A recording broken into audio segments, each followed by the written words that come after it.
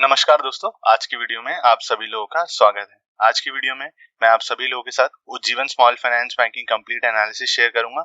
उसी के साथ इस स्टॉक में जो इतना फॉल आया है उसके रीजंस एंड क्या ये स्टॉक वापस उस लेवल्स तक रिकवर हो सकता है या नहीं, उसके रिगार्डिंग भी अपना जो व्यू है वो शेयर करूंगा एंड इस कंपनी के रिगार्डिंग जो मेरा ओपिनियन है वो भी मैं आप सभी के साथ शेयर करूंगा। तो वीडियो में आखिरी तक बने रहें ताकि आप कोई भी चीज मिस ना कर पाए। तो चलिए वीडियो की शुरुआत करते हैं। तो अगर आप यहाँ पे देखें उज्जीवन स्मॉल फाइनेंस बैंक का जो चार्ट जैन 2020 के अराउंड ये कंपनी लिस्ट हुई थी एंड लिस्टिंग के बाद अराउंड 62 रुपीज तक का इस कंपनी ने हाई बनाया था। वहां से एक फॉल, फिर फेब के मिड में वापस रिकवरी एंड फिर वहां से सीधा ये फॉल होता है 25 रुपीज के अराउंड एंड फिर उसके बाद एक रिकवरी 2021 तक एंड फिर वहां से कंटिन्यूअस फॉल। तो आप देख सकते हैं कि बहुत ज्यादा वॉलेटिलिटी स्टॉक में रही है।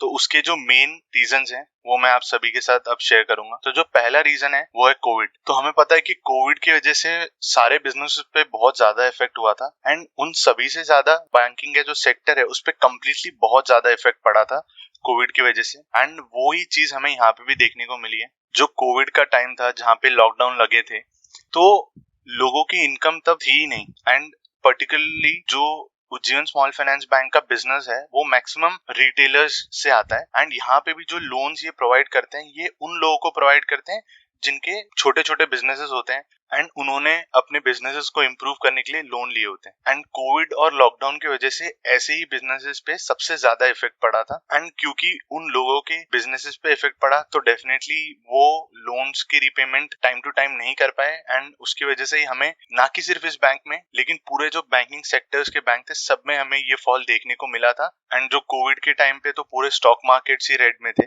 अब अगर बात करें दूसरा रीजन जिसकी वजह से स्टॉक में हमें इतना फॉल देखने को मिला एंड साथ में इतनी वॉलेटिलिटी, तो वो है इस बैंक के फाइनेंशियल्स। कोविड की वजह से जो इनके फाइनेंशियल्स चेंज हुए उसका बहुत ज्यादा इम्पैक्ट इस बैंक पे हमें देखने को मिला। यहाँ पे कुछ डिटेल्स अगर आप देखें तो यहाँ पे आप ईयर ऑन ईयर इनके नंबर्स अगर प्रॉफिट लॉस के देखें तो मार्च 2012 में जो इनके रेवेन्यूज थे वो 148 करोड़ थे एंड मार्च 2020 तक वो ग्रो होके 2704 करोड़ तक गए। अगर आप इनके नेट प्रॉफिट्स देखें तो मार्च 2012 में वो 2 करोड़ थे एंड मार्च 2020 तक वो ग्रो होके 350 करोड़ बन गए। तो यहाँ पे इनके नंबर्स देख के हमें पता चल रहा है कि कितना अच्छी तरीके से ये जो कंपनी है ये ग्रो हुई थी इतने सालों से एंड कोविड की वजह से अगर आप उसके आफ्टर इफेक्ट्स देखें तो यहाँ पे मैं इनका क्वार्टरली जो इनका रिजल्ट्स है उनको शेयर करूंगा। यहाँ पे आप देख सकते हैं कि मार्च 2019 में जो इनके रेवेन्यूज थे वो 536 करोड़, मार्च 2020 तक उनमें बहुत अच्छी ग्रोथ हमें देखने को मिली, 737 करोड़ तक वो गए। बट उसके बाद अगर आप देखें तो सेम नंबर और वहां से डिक्रीज देखने को मिल रहा है। वहीं अगर आप कोविड से पहले देखते तो हर क्वार्टर में रेवेन्यूज में ही अराउंड 50 करोड़ का हमें यहाँ पे जंप देखने को मिल रहा था। वहीं अगर आप इनके नेट प्रॉफिट्स देखें तो 2019 मार्च में 64 करोड़ एंड मार्च 2020 में 73 करोड़। बट अगर आप उसके बाद देखें तो प्रॉफिट्स तो डिक्रीज हुए हैं एंड साथ में अगर जून 21 और सितंबर 21 के और दिसंबर 21 के अगर आप क्वार्टर्स देखते हैं तो वहाँ कंटिन्यूअस नेगेटिव में है इनका नेट प्रॉफिट। एंड साथ में जो सबसे बड़े बात हमें जो बैंकिंग सेक्टर्स में देखनी चाहिए, अगर आप इनके एनपीएस को देखें तो आप देख सकते मार्च 2019 के पास जो इनके ग्रॉस एनपीएस थे वो 0.92% थे एंड नेट एनपीएस 0.26%। एंड वहीं अगर आप मार्च 2021 में देखें तो इनके gross NPS 7.07% and net NPS 2.93%। तो आप देख रहे हैं एक कंपनी जिसके एनपीएस 1% से कम थे ग्रॉस, वो 7% तक जाते हैं। तो यहाँ पे कितना बड़ा एसेट क्वालिटी में यहाँ पे हमें डैमेज देखने को मिला है वो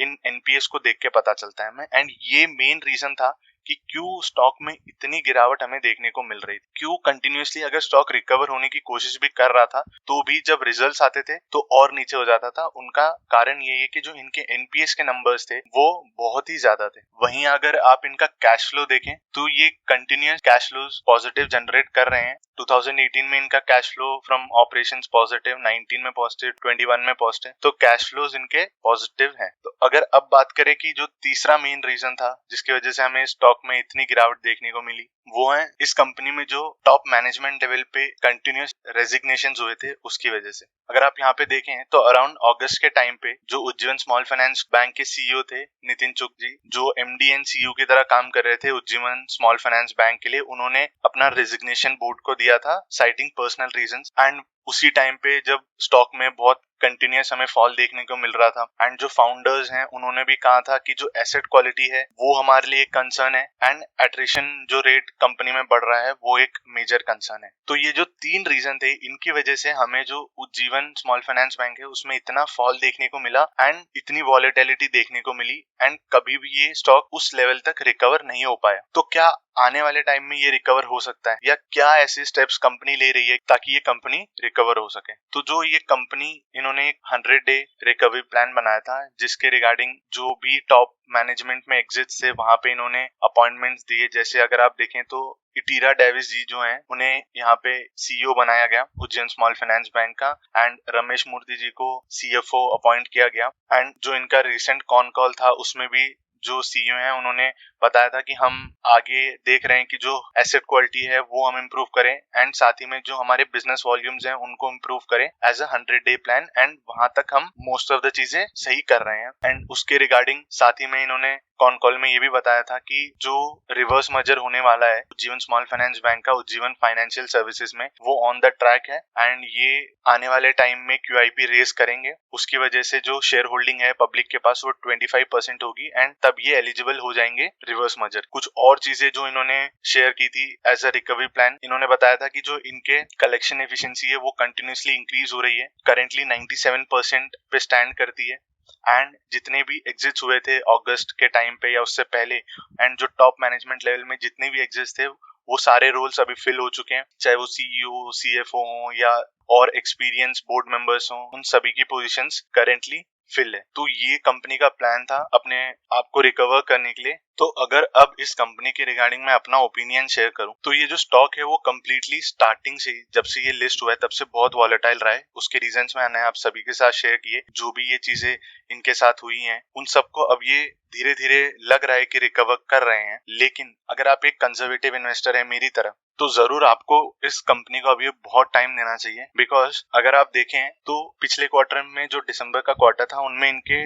जो नेट प्रॉफिट्स हैं वो जरूर इम्प्रूव हुए थे, -200 से अब ये बिलो -50 करोड़ तक आ चुके हैं। लेकिन अभी भी बहुत ज्यादा टाइम है, एटलीस्ट मैं इस कंपनी को और 3 या 4 क्वार्टर तो जरूर देना चाहूंगा ताकि देखूं कि इनके जो एसेट है वो कितना इंप्रूव हो रहे हैं, जो इनकी क्वालिटी है बैंक की कैसे इंप्रूव हो रही है, इनके एनपीएस कम हो रहे हैं या नहीं हो रहे हैं, जो इनके प्रॉफिट्स हैं वो प्री कोविड लेवल्स तक आ रहे हैं या नहीं आ रहे हैं, बिजनेस इनका कैसे ग्रो हो रहा है और क्या चैलेंजेस हैं आगे कंपनी के लिए, वो सारी चीजें मैं जरूर देखना चाहूंगा। बिकॉज इस कंपनी में बहुत वॉलेटिलिटी रही है एंड करेंटली बहुत कम प्राइस पे ये कंपनी देखने को मिलती है, तो बहुत ज्यादा लोग रिस्क लेने की कोशिश करते हैं। बट यहाँ पे आपको थोड़ा कंजर्वेटिव होना पड़ेगा बिकॉज अंटिल अनलेस आप और 2-3 क्वार्टर ना देख, यहाँ पे रिस्क लेना इतना एडिक्वेट नहीं है इस टाइम पे। रीजन बिकॉज और जो बैंक्स हैं वहां पे बहुत अच्छी अपॉर्चुनिटीज हैं, अभी वहां पे आप चाहे तो इन्वेस्ट कर सकते हैं। यहाँ पे करेंटली रिस्क लेने का भी इतना बड़ा कोई अपॉर्चुनिटी यहाँ पे देखने को नहीं मिल रहा है। हाँ, लेकिन अगर आने वाले